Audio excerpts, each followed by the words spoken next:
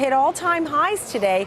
As I toss it back to you, we'll see whether or not we can close above the 26,000 mark and really nail down that 7 trading days, but it would be the fastest of all time, no doubt. Incredible, for sure. Yeah. All right, thanks so much, Nicole. Joining me right now with his thoughts on all of it, Forbes Media Chairman and Editor-in-Chief, Mr. Steve Forbes. Good to be with you. I mean, every time I see you, it's a new high, a new record. I'm getting kind of used to this. I like it.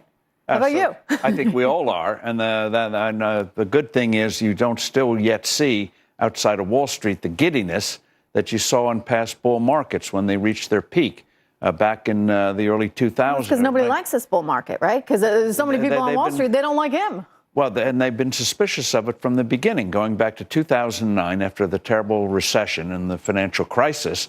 People were surprised when the market turned in March of 2009. They thought, well, it can't last.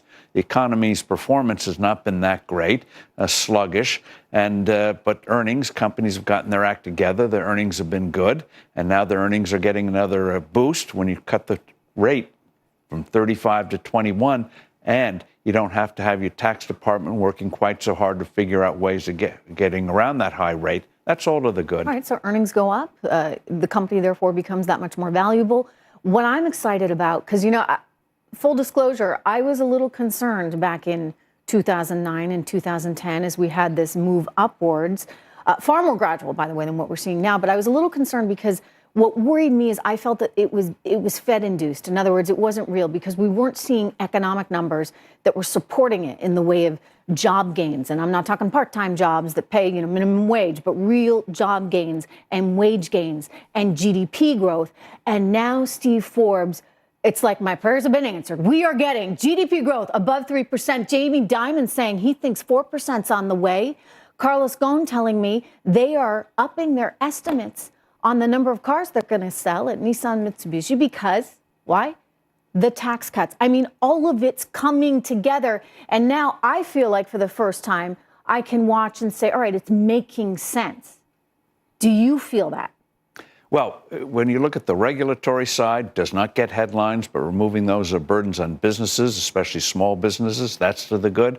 Just discussed earnings. The thing to watch out for, though, is the Federal Reserve.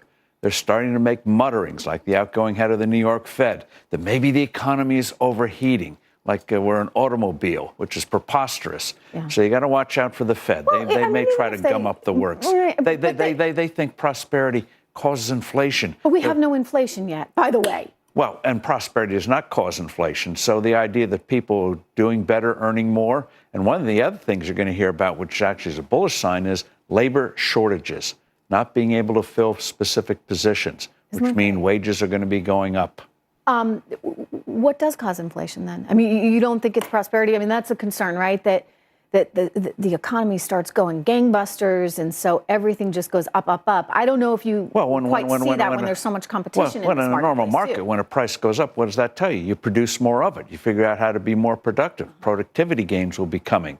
Good. What causes inflation is when the Fed mucks around and devalues the dollar. Just leave it alone. We have 60 minutes an hour. Leave the dollar alone. Don't muck around with it. Yeah, I know. You're not a fan of them. No. You don't believe in the tinkering.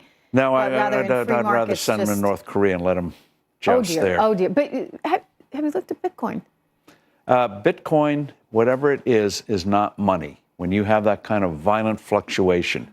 The thing about Bitcoin to look at in these other cryptocurrencies is the technology, what they call blockchains, which could do in the years ahead, could do to banks and credit cards what the web did to the print industry.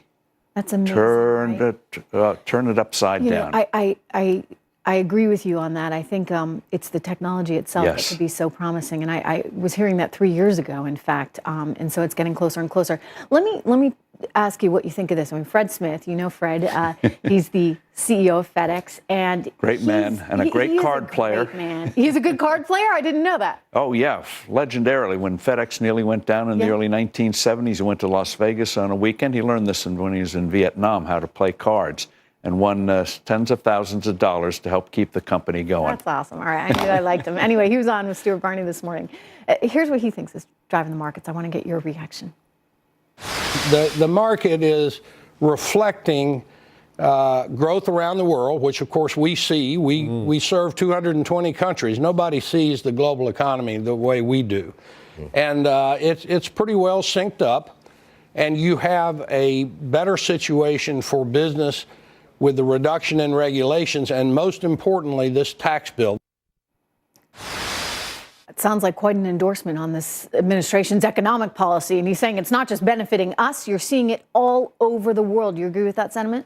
Yes, and one of the things that will happen in the next couple of years if we don't gum it up is you're going to start to see the politics start to change. When you have people starting to get optimistic again, feeling the world's not coming to an end, that we can get ahead, that's going to change the tone a little bit. You wouldn't know it now, but it'll happen. No, but I wonder if the left is going to come out in a more vicious way, because, I mean, we're already seeing this They will come out in a more vicious way, but they will be more isolated if this economy gets to 4%. Yeah, you're right. I mean, you heard what I said. African-American employment rate has never been better than this. And you're going to see a lot of people who dropped out of the workforce. They're coming back start in. to be drawn in.